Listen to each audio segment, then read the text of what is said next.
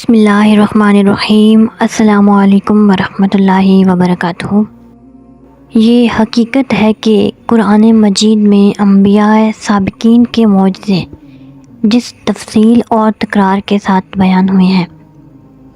حضور علیہ الصلاۃ والسلام کے معجزے اس تفصیل اور تکرار کے ساتھ اس میں مذکور نہیں۔ اسے ایک طرف تو مخالفین اسلام نے یہ نتیجہ نکالنا چاہا ہے کہ نعوذ باللہ پیغمبر اسلام علیہ السلام کی ذات پاک اس عطیہ الہی سے محروم تھی۔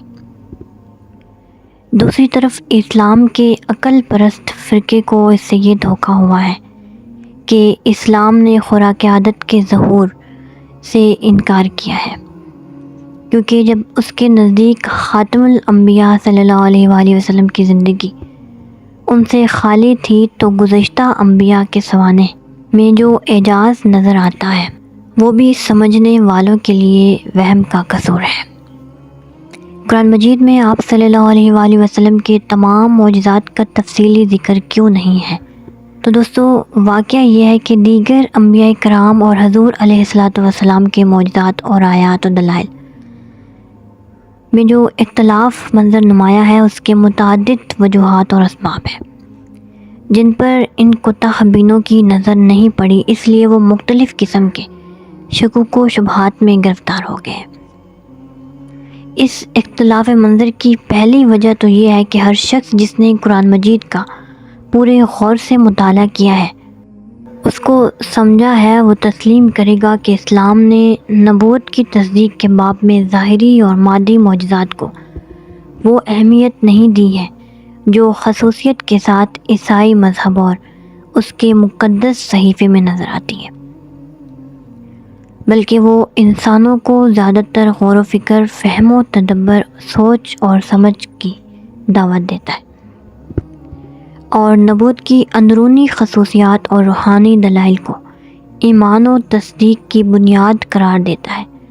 اس بنا پر اس کے لیے اپنے پیش کرنے والے کی سچائی کے ثبوت میں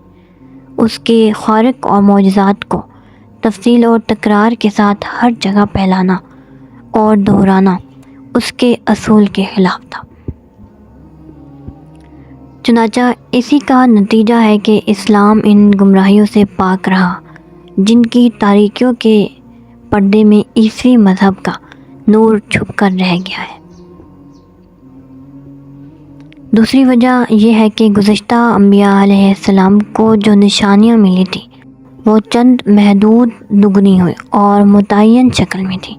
اس لیے قرآن مجید کو جب کبھی ان پیغمبروں کی نشانیوں کی طرف اشارہ کرنا ہوتا ہے تو خواہ مخواہ ان کے انہی چند حیرت انگیز واقعات کو بار بار دہرانا پڑتا ہے، اور اس کی تفصیل و تکرار سے کوتاہ بینیوں کی نگاہوں میں ان پیغمبروں کی یہ نشانیاں اجاگر ہو کر نظر آتی ہیں۔ اس کے برخلاف حضور صلی اللہ علیہ وآلہ وسلم کو جو نشانیاں عطا ہوئی وہ اس قدر متنوع، مختلف اور غیر محدود تھی کہ ان کے تذکرے کے وقت ایک ہی نشانی کو بار بار پھیلانے اور دہرانے کی حاجت نہ تھی۔ اس لیے یہ دلائل محمدی قرآن مجید کے سینکڑوں صفحات کے مختلف گوشوں میں اس طرح بکھرے ہوئے ہیں کہ دوسرے انبیاء کے معجزوں کی طرح وہ اجاگر اور نمایاں ہو کر کم سوادوں کو نظر نہیں آتے۔ تیسری وجہ یہ ہے کہ گزشتہ مباحث میں یہ پوری تفصیل کے ساتھ گزر چکا ہے کہ اسلام کی تعلیم یہ ہے کہ ہر قسم کی معجزات اور خوارق اور نشانیاں پیغمبر کی قوت اور اختیار سے نہیں بلکہ خدا کی قدرت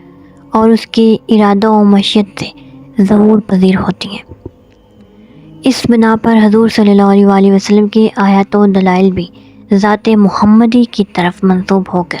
نہیں بلکہ قدرت الہی کی طرف منسوب ہو کر بیان ہوئے ہیں، اس لیے عام لوگوں کا خیال ان کو دلائل محمدی سمجھنے کی طرف مائل نہیں ہوتا۔ اور چوتھی وجہ یہ ہے کہ دوسرے مذاہب کے پاس ایک ہی مستند چیزیں، یعنی ان کا صحیفہ ہے جس میں ان کے ربانی احکام، ان کے پیغمبروں کے اقوال، حالات، معجزات سب کچھ ملے جلے ہیں، لیکن اسلام کے قبضے میں دو چیزیں ہیں، ایک صحیفہ الہی جس میں صرف خدائی احکام مطالب ہیں، دوسرے حدیث و سنت جس میں پیغمبر کے حالات، اقوال اور معجزات وغیرہ الگ اور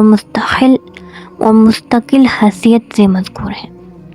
اور وہ بجائے خود روایتی اسناد کے لحاظ سے دوسرے مذاہب کے صحیفوں سے کہیں بلند تر ہے۔ اس لیے خدا نے پیغمبر کے ان دلائل و معجزات کو عدم اہمیت کے باعث بتفصیل اپنے صحیفے میں جگہ دینے کی ضرورت نہیں سمجھی، بلکہ اس کے لیے احادیث کے مستند ذخیرہ روایات کی موجودگی کو کافی قرار دیا۔ غرض یہ اسباب جن کی بنا پر بعض کم سواد اس دعوے کی جرات کرتے ہیں کہ قرآن مجید کی آیتیں آپ صلی اللہ علیہ وآلہ وسلم کو معجزات اور نشانیوں سے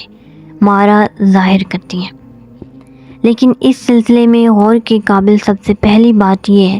کہ قرآن مجید نے آپ صلی اللہ علیہ وآلہ وسلم کے متعلق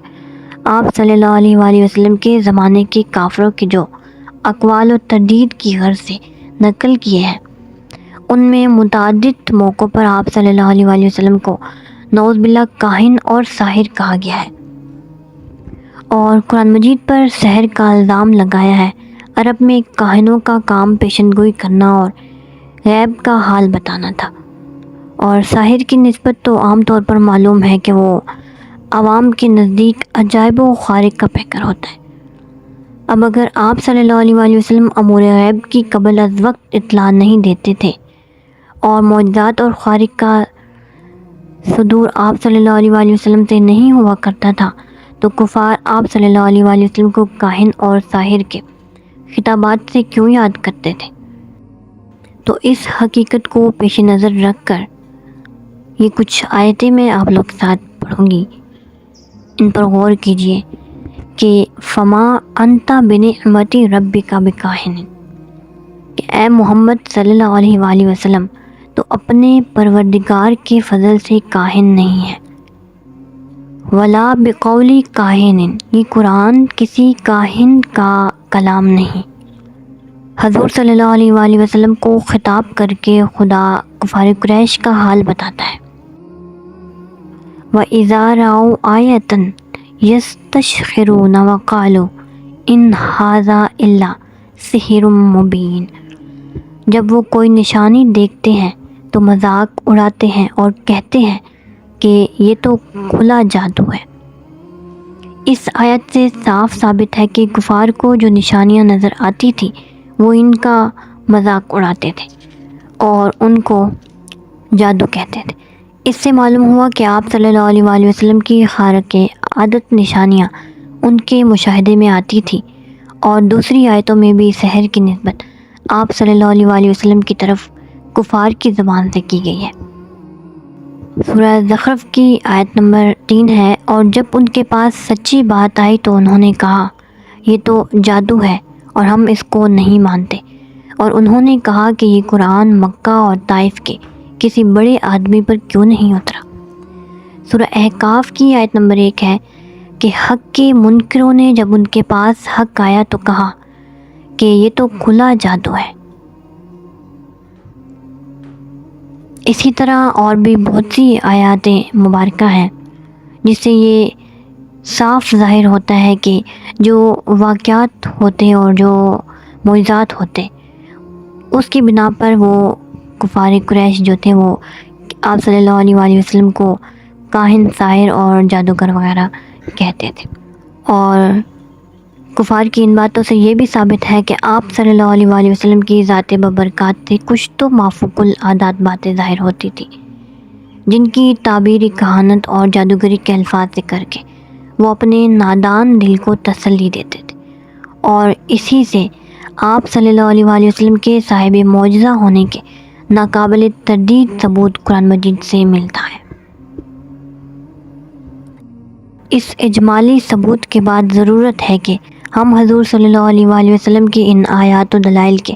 بکھرے ہوئے موتیوں کو جو قرآن مجید کی اوراق میں منتشر ہے خاص ترتیب کے رشتے میں منسلک کر دے کہ وہ نمایاں ہو کر نگاہوں کے سامنے آ جائے۔ تنوع کے لحاظ سے یہ آیات و دلائل 3 قسم کے ہیں۔ ایک تو کفار کی ہدایت، دعوت اور مسلمانوں کی مزید ایمانی تسلی کے لیے معجزانہ نشانیاں۔ دوسری مصیبتوں کی گھڑیوں میں تائیدات غیبی کا ظہور، اور تیسری وہ پیشن گوئیاں جن کا لفظ لفظ صداقت کے معیار پر صحیح ہوتا ہے۔ تو انشاءاللہ نیکسٹ ویڈیو میں ہم لوگ اس پر تفصیلاً بات کریں گے، جو واقعات وغیرہ ہیں اور معجزات ہیں۔ آئی ہوپ کہ آج کی ویڈیو آپ لوگ کو سمجھ آئی ہوگی۔ اس ویڈیو کے متعلق اپنی رائے کا اظہار مجھے ضرور دیجیے گا، اور چینل کو سبسکرائب کرنا مت بھولیے گا۔ تھینک یو سو مچ۔ اللہ حافظ۔